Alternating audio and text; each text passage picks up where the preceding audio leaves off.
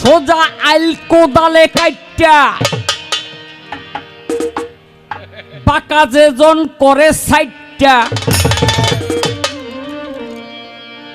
পরের ধান লুটটা পাইটা নিজের ভুঁড়ি করে বড় আবার সেই ব্যক্তি মসজিদে আইসা কয় কাতার সোজা করো আছে না নাই? আপনার এলাকায় নাই, আমগো এলাকা দিয়ে আছে, সব এলাকায় আছে না? এই যে পরের সম্পদ লুচ্চা বাইচ্চা হ্যাঁ মসজিদে গিয়া ইমামের পিছে গিয়া বহে আর হাদিস শূন্য খালি মাথা নাড়ে, এগুলি হইল একেবারে বড় শয়তান। এগুলি আমার ছেলেবেলা এই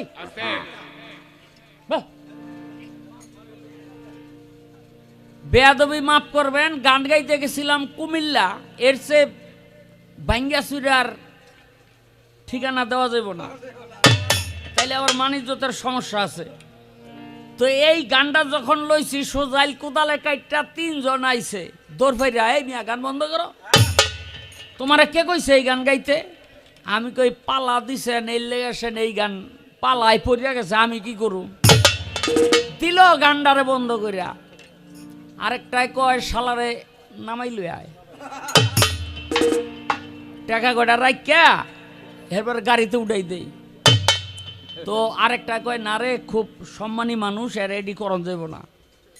তো যাই হোক কোনো রকম রাইতরা কাটাই আইছি, বিশ্বাস করবেন 2 মাসের মধ্যে এই 3টা শেষ। এখন ওই এলাকার মধ্যে একটা এই কথা ভাইসা বেড়ায় যে এটা কি আল্লাহর ওলির দরবারে বেয়াদবি করার জন্য এই 3 বেয়াদবের এই অবস্থা, না শাহ আলম সরকারের কাছে বেয়াদবি করার জন্য এই 3 বেয়াদবের এই অবস্থা? যার কারণেই হোক আমি তাদেরকে অভিশাপ দেই নাই, হ্যাঁ একেবারে কসম আল্লাহর, আমি তাদেরকে অভিশাপ করি নাই, কিন্তু কাকতালীয়ভাবে এই 3টা বেয়াদবি আজকে মাটির তলে। আল্লাহ পাক তাদেরকে ক্ষমা করে দেন, আল্লাহ পাক তাদেরকে ক্ষমা করে দেখ। আমার কোনো অভিযোগ নাই, আল্লাহ যেন, আমার অভিযোগ থাকলে আল্লাহ যেন তাদেরকে মাফ করে দেয়, আমি আমার অভিযোগ থাকলে উঠাই নিলাম।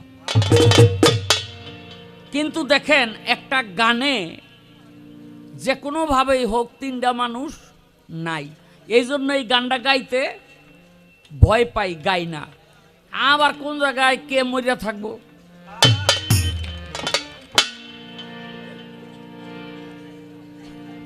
তো এই যে এই ধরনের মানুষ একেবারে হেন না, কিন্তু সারা পৃথিবী জুইরা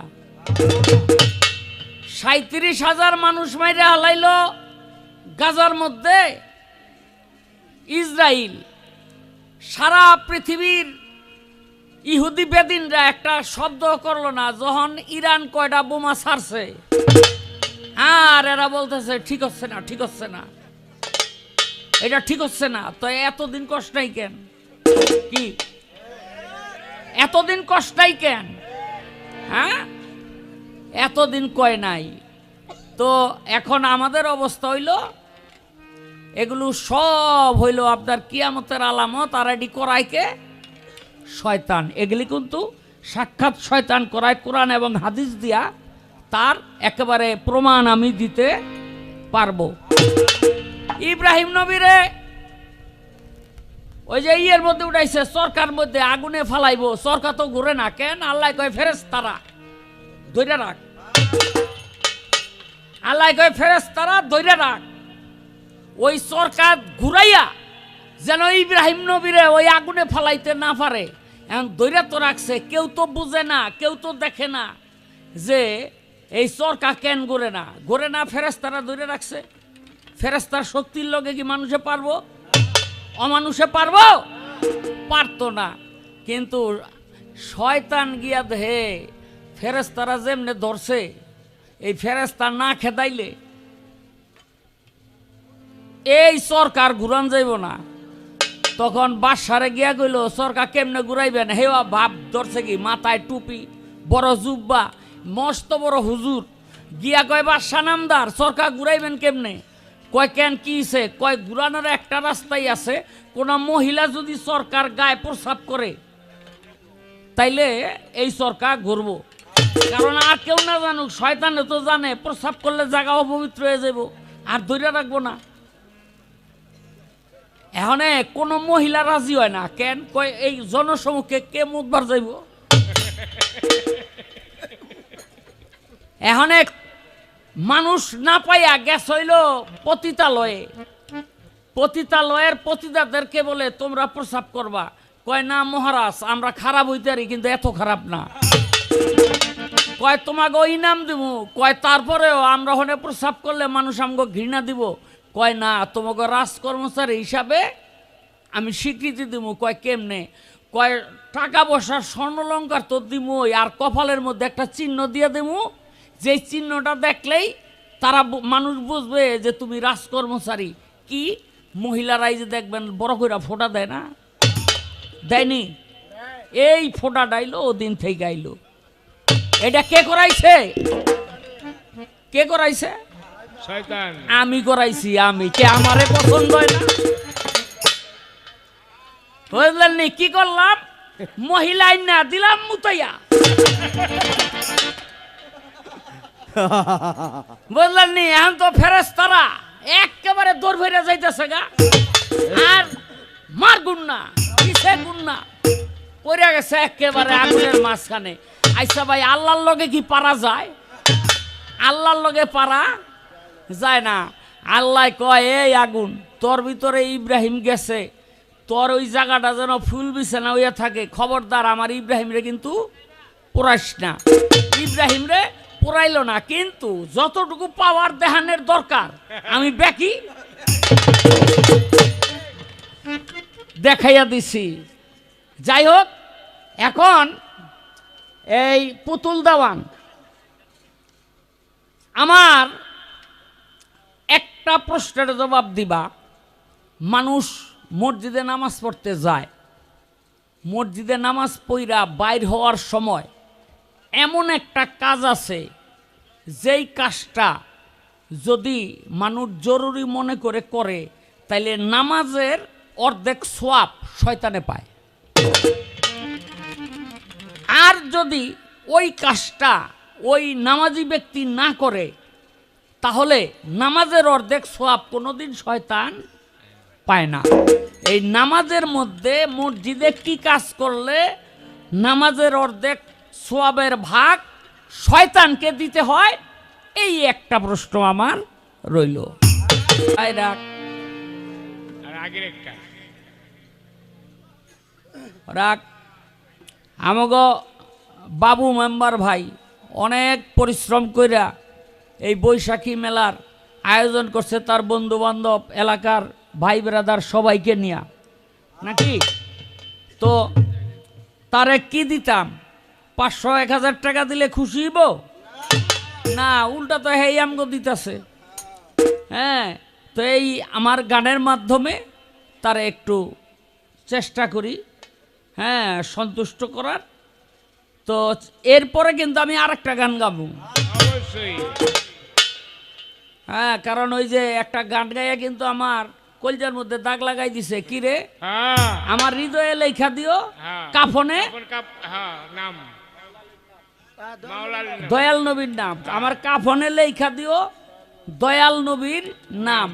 আরে দয়াল নবীর নাম কাফনে লেখলে কি যদি অন্তরে না থাকে? ঠিক।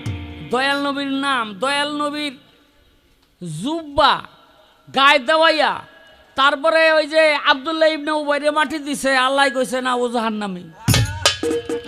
যদি নাম লেখা দিলেই মাপ পেয়ে যাইতো, তাহলে আল্লাহ পাক 69 বার দোয়া করার পরও কইতেন না, হে দোস্ত, আপনি যদি 70 বারও জানাজার নামাজ পড়েন, ওরে আমি জাহান্নামেই নেবো, আপনার এই নামাজ আমি কবুল করতাম না। আসলে ভিতরে দয়াল নবীর নাম থাকতেইব, আর শুধু দয়াল নবীর নাম নিলে তো ফাক্কা। ঠিক, শুধু দয়াল নবীর নাম নিলে হইব না, লা ইলাহা ইল্লাল্লাহু মুহাম্মাদের রাসূলুল্লাহ। আপনি যদি কোটিবারও আল্লাহর নাম নেন আল্লাহ কবুল করে না, কোটিবারও যদি মনবীর নাম নেন আল্লাহ কবুল করবে না। কেন? দুইজনের নাম মিলাইয়া নিতে হইব, তাহলে আল্লাহ পাক কবুল করবে। আপনারা, আমি যদি জিজ্ঞেস করি কই যাইবেন, স্বর্গে না নরকে, বেহেশতে না দুজকে, আপনারা কি কইবেন? বেহেশতে যামু। কথা ঠিক কিনা? কেন বেহেশতে যাইবেন এটা আমি কই না, কোরআন হাদিস বিশ্লেষণ করে পাওয়া যায়। একটু মদ খাইবেন, ওইটা স্বর্গে আছে। কি কোন আপনারা? একটু গাঞ্জা খাইবেন, ওইটা স্বর্গে আছে। আপনার সুন্দরী একজন মেয়ে মানুষ দরকার, ওইটা স্বর্গে আছে আছে। আর গাঁজা, মদ, আফিম, চরস, ভাং, মেয়ে একটা নরকের মধ্যে পাইবেন না। আচ্ছা, এই সমস্ত খারাপ জিনিস যেখানে নাই সেই জায়গা ভালো, না এগুলি যেখানে আছে ওই জায়গা ভালো? হ্যাঁ, যেটি নাই সেই জায়গায় যেই জায়গায় নাই এটা ভালো। এটাই ভালো। কিন্তু ফকির লালন বলছেন না, মরলে পাবি বেহেশত খানা, তা শুনে তোর মন বলল না। মানে না। এই জন্য দ্বিজদাস ঠাকুর বলছে, মদের কীর্তি বেশ্যাবৃত্তি নরকেতে নাই, নরকের সকলে যেন সন্ন্যাসী গোসাই, সেথায় শাস্তি বড় কিসে বলতে পারো, কে বা কবে গিয়ে দেখেছি, স্বর্গ কি নরক করি নাই পরক, আছে কেবল মাত্র শুনেছি। আপনারা সবাই আছেন তো ভালো? এবার সবাই একবার উচ্চ সুরে আমরা বলি, যে যেখানে আছি এখানে আমরা মুরব্বী বাবাজানরা আছি, যুবক ভাইরা আছি, সবাই বলেন আমার সাথে, আউযু বিল্লাহি মিনাশ শাইতানির রাজিম।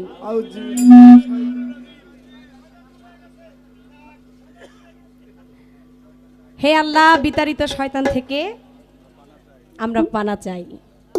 যতক্ষণ পর্যন্ত আমরা এই মঞ্চে আছি বা এই মঞ্চের বাহিরে যাব, যেখানেই আমরা যেভাবে থাকি না কেন, সব সময় এটাই চাই আমরা যেন শয়তান থেকে যেন দূরে থাকি। আজকের কর্তাপক্ষ অনেক সুন্দর একটি পালা আমাদেরকে দিয়েছেন। দুজন শিল্পী আপনাদের সম্মুখে হাজির হয়েছি। আমি পুতুল দেওয়ান, আমাকে দিয়েছেন আদম পক্ষে অর্থাৎ আদম সৃষ্টি থেকে কথা বলার জন্য সেই পালার দায়িত্বটা আমাকে দেওয়া হয়েছে। আর আমার যিনি প্রতিপক্ষ শিল্পী, বাংলার এবং বাংলার বাহিরে যার সুনাম সুকৃতি ছড়িয়ে আছে, যিনি শুধু শিল্পী নয়, তিনি একজন লেখক, যার লিখনীয় অনেক সুন্দর। আমরা সকলেই তার লিখনীয়টাকে শ্রদ্ধা করি, ভালোবাসি, এবং আমি পুতুল দেওয়ানো তার অসংখ্য গান না হয়তো কিছু গান আমি করার চেষ্টা করি। তো সেই আমার বাবাজি শাহ আলম সরকার, তাকে দিয়েছে শয়তানের পালা। তো বাবা, আমি পালা শুরুর আগে একটু বলে নিব, আমি আপনাকে বাবা বলে সম্মান করি, আপনি আমাকে মেয়ের মধ্যে স্নেহ করেন। তবে আজকে আমি পালার ভিতরে, পালার প্রসঙ্গে যা কিছু বলবো, এটা কিন্তু আমার বাবা শাহ আলম সরকারকে আমি বলবো না। আমি আজকে যা কিছু বলবো, আমি সব কিছু শয়তানকে বলবো। কি বলেন? তা আমার বাবাজি শাহ আলম সরকার সাহেব যেন ওই কথাগুলোতে যেন কোনো আঘাত না পায়।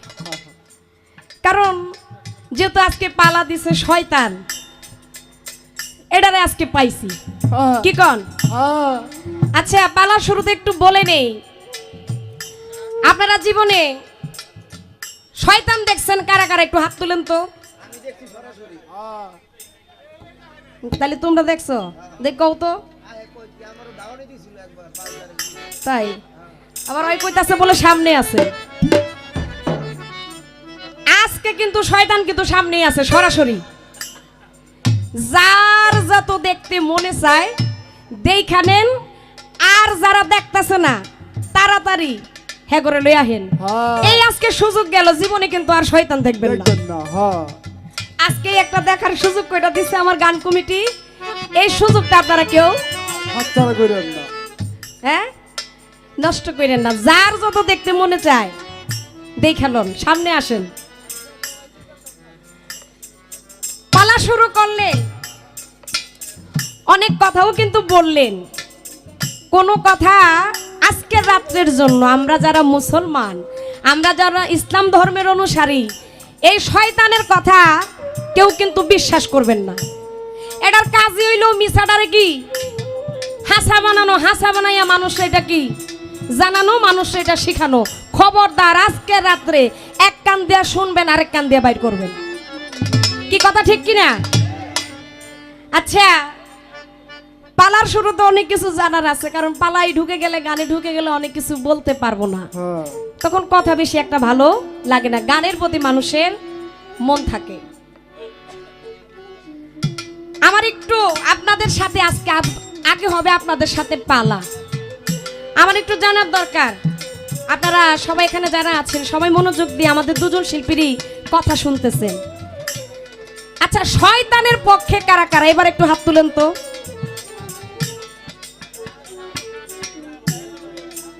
হ্যাঁ, শয়তানের পক্ষে কেউ আছেন? এই শয়তান দেখাল অনেকটাও কিন্তু আপনার পক্ষে নাই। আপনি উস্কানি দিয়া যদি কোন এরিয়া আমার তাইলে কি রইব? হ্যাঁ, দেখালন, ভালো করে দেখালন। যদি না দেখেন চশমাটা কত পাওয়ারি, আর একটা পাওয়ারি লইয়ালন, ভালো করে দেখেন। কেউ কিন্তু আপনার পক্ষে নাই, একটাও পাইবেন না। আচ্ছা, এবার আসি, শুনবেন ভালো করে। আমাদের আদি পিতা আদমের পক্ষে কারা কারা আছেন? যারা আছেন তারা হাত তুলেন। এই শয়তান, এটাও দেখালন। সবাই কিন্তু আদমের পক্ষে। আমরা আদমের সন্তান, আমরা আদমকে ভালোবাসি। কি বলেন? তাহলে আমরা কেউ কিন্তু আপনার পক্ষে নাই। এটা আগে আমি দেখাই দিলাম পালা শুরুতে। এবার আসি, আমাকে কিছু কথা বলে গেলেন আসরের ভিতরে। মনে হয় আজকে তার পাশে মহিলা পইরা তার খুব জুত হইছে। দেখেন না, মহিলা মানুষে মুতবো কেমনে হেটাও কয়। শয়তান তো, শয়তানে যখন যেটা পারে হেটাই কইতে পারে। হ্যাঁ, এটা আগা মুতার কাছে যাইতেও পারে। কি কন? দেখেন না, এলাকা মুতার একটা গল্প কইছে, ভালো হইলে না বালা গল্প কইতো। শয়তান দেখি তো এড়িলে আসলে। যাক, আবার মহিলার কথা কেন বললাম? যে আমি নাকি আজকে বাসায় থেকে সাজগোজ করে আসছি। হ্যাঁ, আমার চেহারার সাথে হাতের বলে কোনো মিল নাই। শয়তানের চোখে কি হইছে? হ্যাঁ, এটার চোখে কি ঠাড়া পড়ছে নি? চেহারার লগে হাতের লগে ঠিকই মিল আছে। চেহারার সাথে হাতের সাথে ঠিকই মিল আছে। কই যে বাসায় যে কাজটা কইরা আইছে ওইটার উস্কানি আমি দিছিলাম।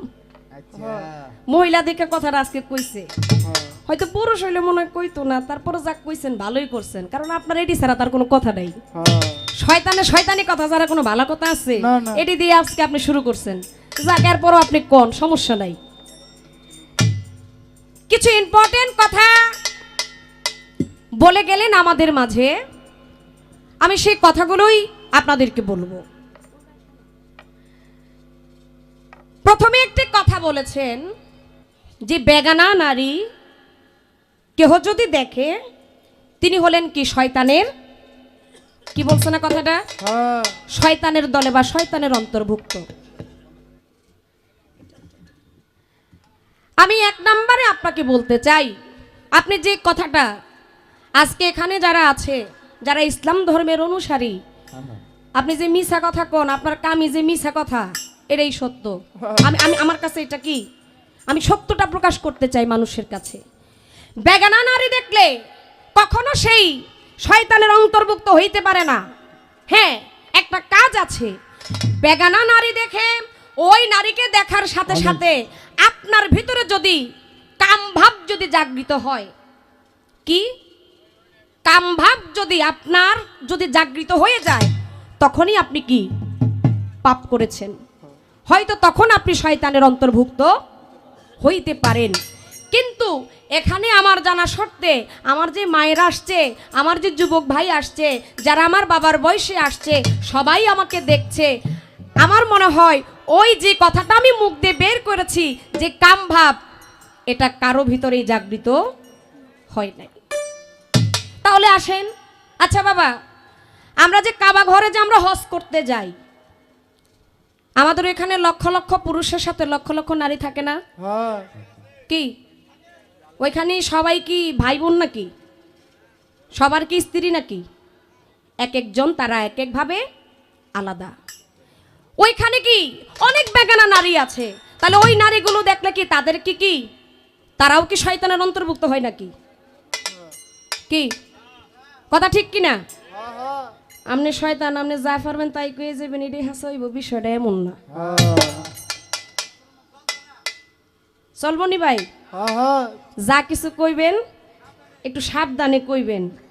আচ্ছা, পাল্লা দিছেন আদমের সাথে শয়তানের, আচ্ছা আদমের সাথে শয়তানের কোনোদিন পাল্লা চলেনি?